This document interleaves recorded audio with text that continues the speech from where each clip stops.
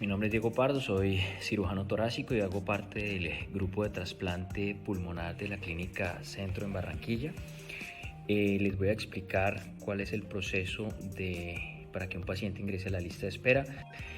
Los pacientes que llegan remitidos para el grupo de trasplante son usualmente pacientes que tienen una insuficiencia respiratoria en fase terminal. Por múltiples patologías han sido evaluados y manejados por sus neumólogos tratantes y ante la ausencia de respuesta a terapias médicas convencionales se considera que pueden ser candidatos a trasplante pulmonar.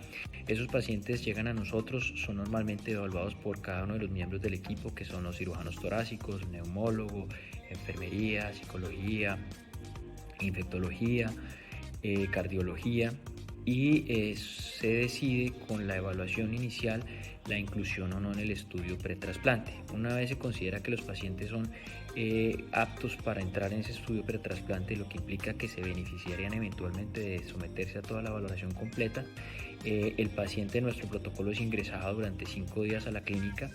Durante esos 5 días se realizan una cantidad de estudios fisiológicos desde el punto de vista pulmonar, cardiovascular, evaluaciones funcionales, y se toman todas las muestras de exámenes para medir función hepática, coagulación, función renal, enfermedades infecciosas.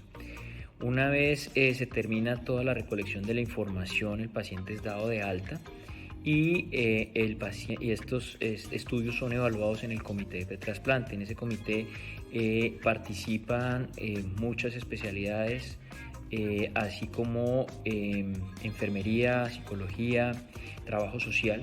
Se hace una evaluación de todo el contexto del paciente, de su contexto social, de su contexto psicológico y obviamente de todas las variables fisiológicas y anatómicas del paciente, así como de todas las imágenes que se han obtenido. Y de ese comité se definen 3 posibles escenarios.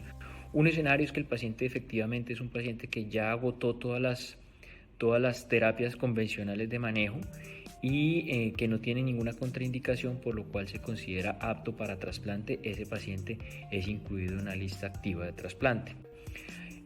Hay un escenario en el que el paciente todavía debe cumplir algunos criterios, usualmente son exámenes que quedan pendientes o pacientes que deben pasar por un proceso de rehabilitación o de evaluación psicosocial mucho más amplio, entran en una lista pasiva. Y un tercer escenario son pacientes que definitivamente el análisis de riesgo-beneficio hace que no sean aptos para ser incluidos o considerados como candidatos a trasplante.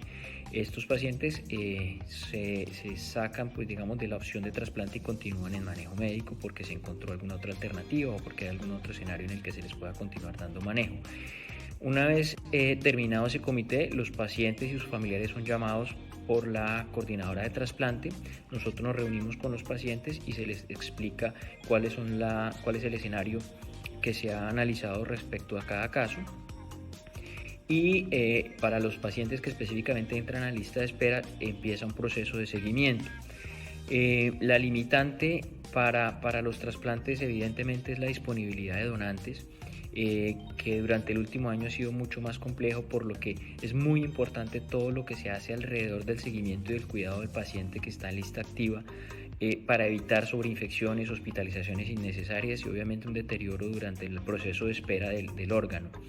Ese proceso se hace conjuntamente entre neumología, enfermería, psicología, nutrición, fisiatría y cirugía.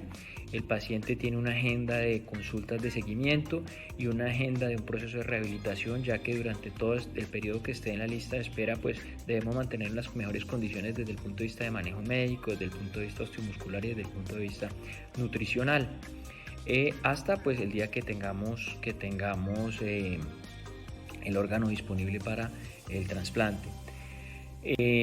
Tips que nosotros podamos recomendarle a nuestros pacientes. Creo que durante este año ha sido bastante importante todo lo que ha ocurrido con las medidas de protección, el lavado de manos, el uso de mascarillas, el distanciamiento social.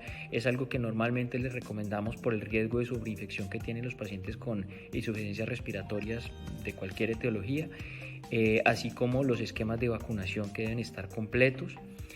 Y se está todo el tiempo vigilando que no exista ningún cambio en la condición clínica del paciente. Muchísimas gracias.